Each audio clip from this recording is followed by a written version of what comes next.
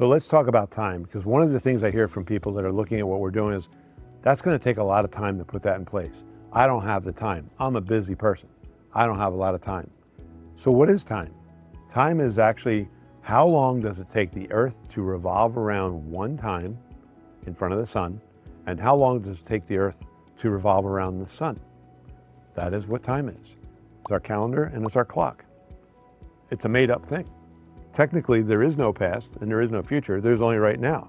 But we know there was a past, and we know there is a future, so you have to create time.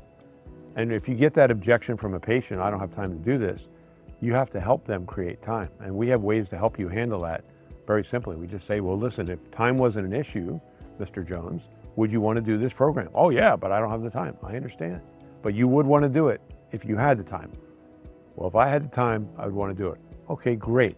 Then tell me, pull out your calendar and tell me, how can we create time? Because I can't affect your schedule. You have to do that. And you'd be amazed the amount of times those patients go, well, see, what I did was I got them to, in their mind, try it on and say, if I had the time, would I do this? Oh yeah, I could then golf again. It wouldn't have my back problem. I would be able to pick up my grandkids. Yeah, I definitely want to do it. Now asking them to solve their time problem from that point of view is way different than the person says, I don't have time, it's going to take too much time. So you have to be able to understand that. Time is an artificial thing.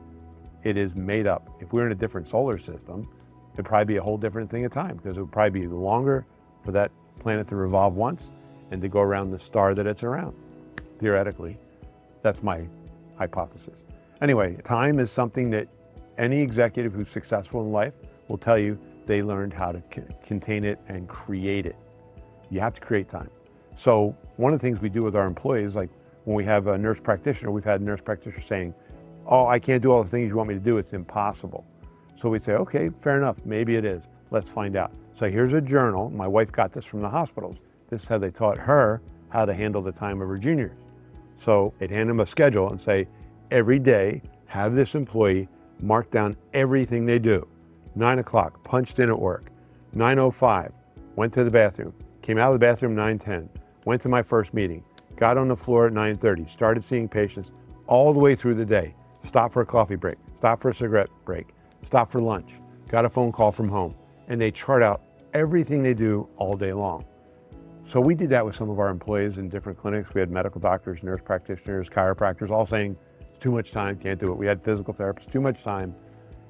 And when we had them charted out, they would be like this when they looked at it. I didn't realize how much time I was wasting. So if you want to handle time, that's the best way to handle time.